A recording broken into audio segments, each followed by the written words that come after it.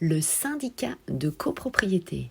Bonjour à toutes, bonjour à tous, ici Sophie Vergès, je vous souhaite la bienvenue dans cette émission Investir en immobilier, l'immobilier au féminin, c'est d'ailleurs votre émission.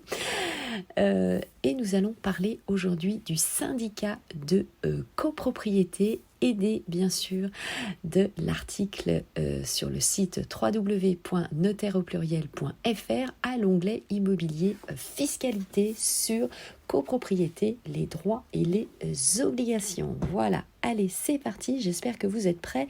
Alors, vous le savez, dans cette saison, puisque c'est la saison 3, l'épisode E29, cette saison a été créée à la demande de mes auditeurs Clubhouse que je remercie, Sylvain et Julien, et c'est une initiation au droit immobilier.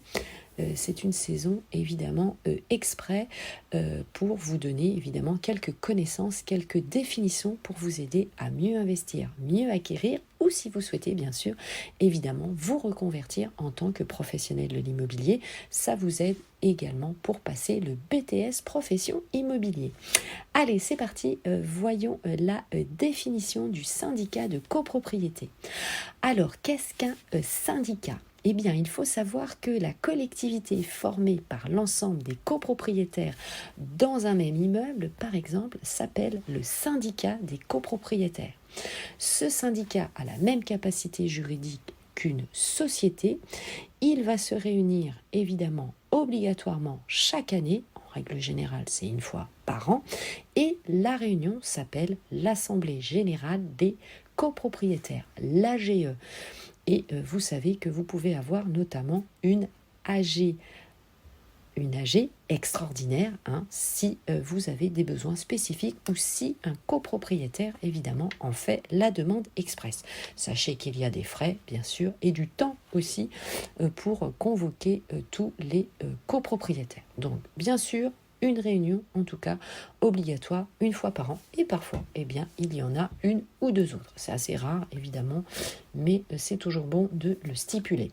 Cette réunion, donc cette assemblée générale de copropriétaires, elle a pour but de se prononcer sur différents points, notamment sur les comptes de l'année passée, sur le quitus à donner au syndic, c'est-à-dire la validation des comptes notamment et la validation du syndic, comment il s'occupe évidemment de l'immeuble, sur le budget prévisionnel de l'année future, c'est-à-dire le montant de la provision trimestrielle de charges à payer par chacun. Donc c'est très important évidemment de connaître ces charges, sur la provision pour fonds, de travaux, c'est obligatoire depuis janvier 2017, sauf pour les immeubles neufs et les copropriétés de moins de 10 lots. La reconduction ou pas du syndic dans ses fonctions ou le choix évidemment d'un nouveau syndic, l'élection des membres du conseil syndical, ça c'est ce qu'on fait dans les premières résolutions, puisque chaque point est appelé une résolution, de fixer le seuil de consultation du conseil syndical et de mise en concurrence les entreprises, fixer le seuil, c'est-à-dire fixer le montant en fait en euros de consultation donc du conseil syndical, vous savez quand il y a des petits frais de réparation ou bien la mise en concurrence, et bien sûr de voter les travaux nécessaires à l'entretien, à la maintenance des parties communes, etc. Donc, selon la nature des décisions à prendre, eh bien, la loi va fixer à l'Assemblée générale des règles de majorité variable et impose même l'unanimité de certaines décisions pour les décisions les plus importantes. Alors, je vous laisse évidemment aller sur le site des notaires.fr. Je vous l'ai dit tout à l'heure à l'onglet immobilier fiscalité, puisque le site donne différents exemples évidemment, et puis vous avez le site aussi du gouvernement Légifrance pour vous aider. Pour exécuter donc les décisions de l'Assemblée générale, eh bien le syndicat est doté par la loi de deux organes, c'est-à-dire le syndic professionnel provisoire ou bénévole, et également le conseil syndical composé de copropriétaires qui sont élus.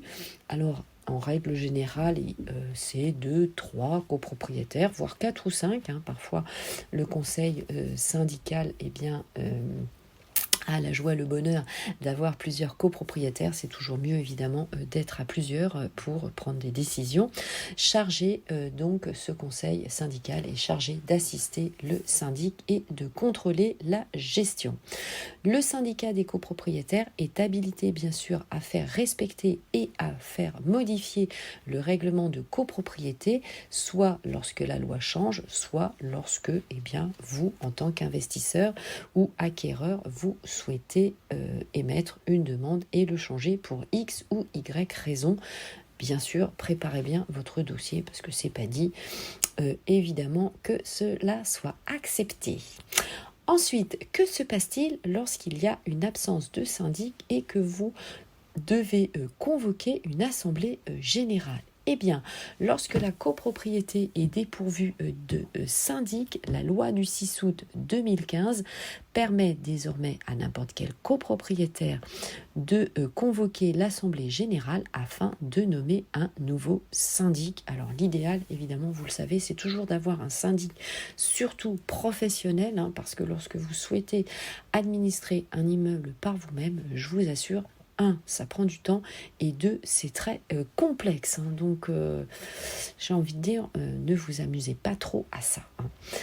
Allez, donc en fait, lorsqu'il n'y a pas de syndic, il faut savoir que ce n'est plus nécessaire de recourir systématiquement à la justice. Si cet épisode vous a aidé, n'hésitez pas à faire des commentaires sur mes différents réseaux sociaux, que ce soit TikTok, Clubhouse, Facebook, Twitter, Instagram, etc.